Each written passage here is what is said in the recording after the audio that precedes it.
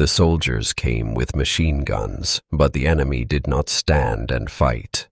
In 1932, across the wheat farms of Western Australia, emus moved through dry fields like a living tide. They were large, fast, and hard to stop.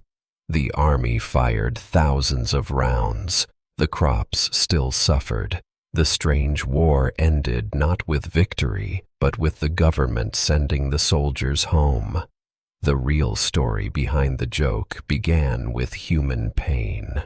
Many farmers were returned soldiers, men who had survived the First World War and built new lives on rough land. They had cleared fields, planted wheat, and trusted promises of a better future. Then drought came. So did emus, crossing the wheat belt in search of food and water. The birds were not invading from some far land. They were part of the country. But the farms had changed the land around them. Fences and fields cut across old paths. Water points drew the emus toward places where crops were growing. To farmers watching their wheat vanish, the birds were not a funny story. They were a threat to food, money, and the homes they had worked to build.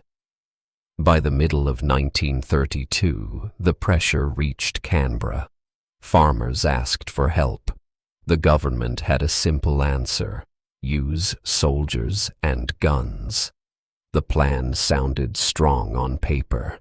Men with military training would bring machine guns into the wheat country and drive the emus away. Yet the plan held one quiet mistake.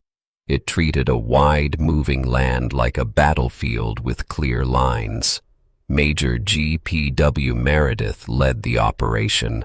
His men traveled toward Campion, where the trouble was severe. They carried military weapons meant for human enemies, not birds spread across open country. The records show that the mission was real, even if the name Emu War came later as a sharp joke. It was never a formal war. It was a government pest fight dressed in military clothes. The first hard lesson came when the men found their target. Emus did not gather in neat ranks. They ran in small groups, then broke apart when danger came near. Their long legs carried them over rough ground with sudden speed. A machine gun could fire quickly, but speed was not the only problem. The land was wide. The birds were alert.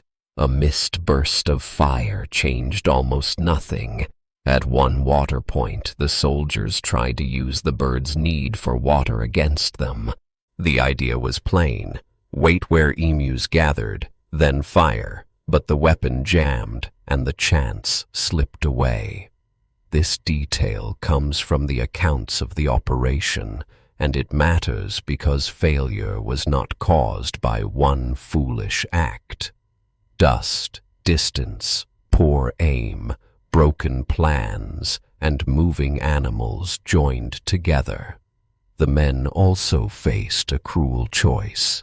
To hit many emus, they needed a clear shot at a tight group, but the closer the birds came, the faster they could scatter. When the soldiers chased them, the country worked against the chase.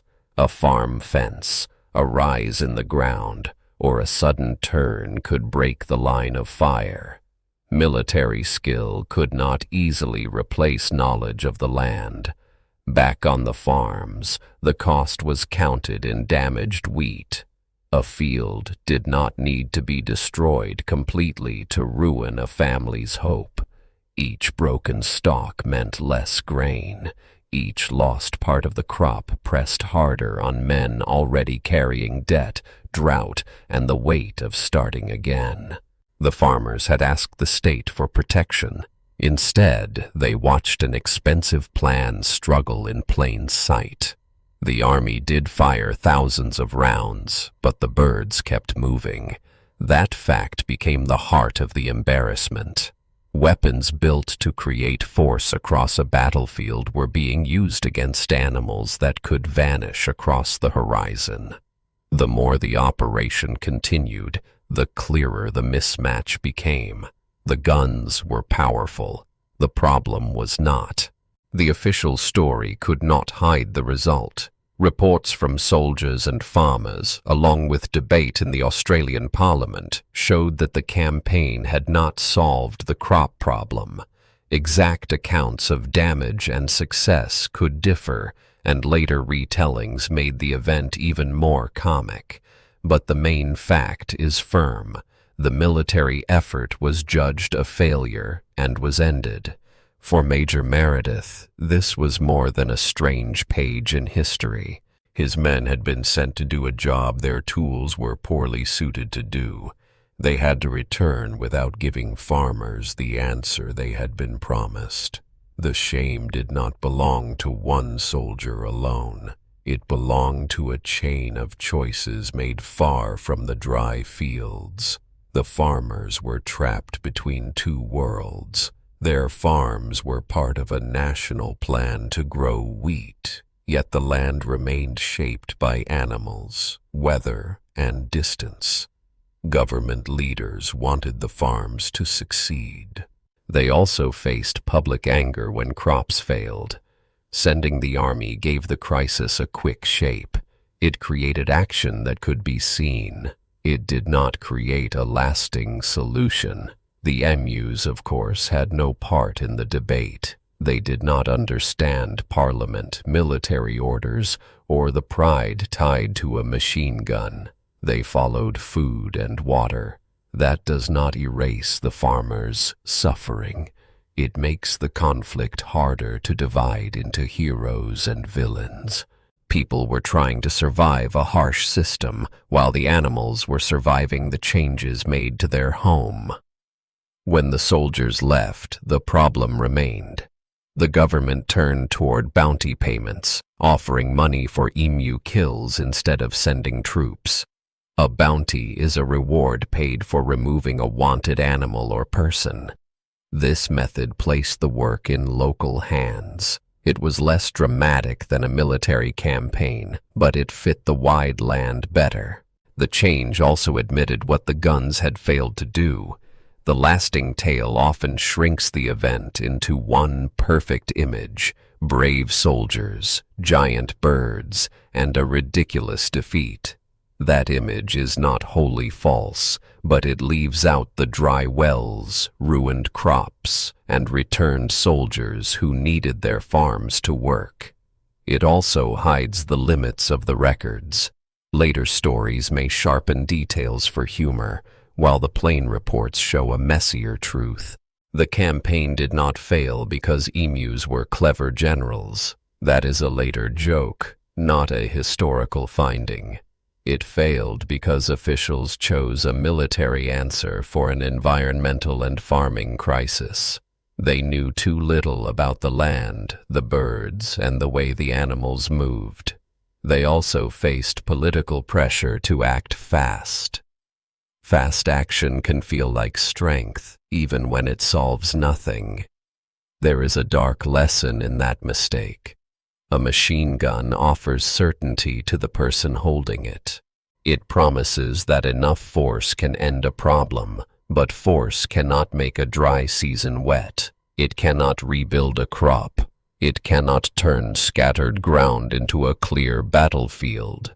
And it cannot command a wild animal to behave like an enemy soldier. The farmers' struggle did not end when the newspapers found the story funny. Their land still demanded work. Their losses still had to be carried. The army's retreat became a national tale, but the rural crisis behind it was quieter and harder to remember. Public memory kept the birds. It nearly lost the people. That is why the 1932 Emu War ended in failure, not because Australia lacked weapons, courage, or men willing to serve.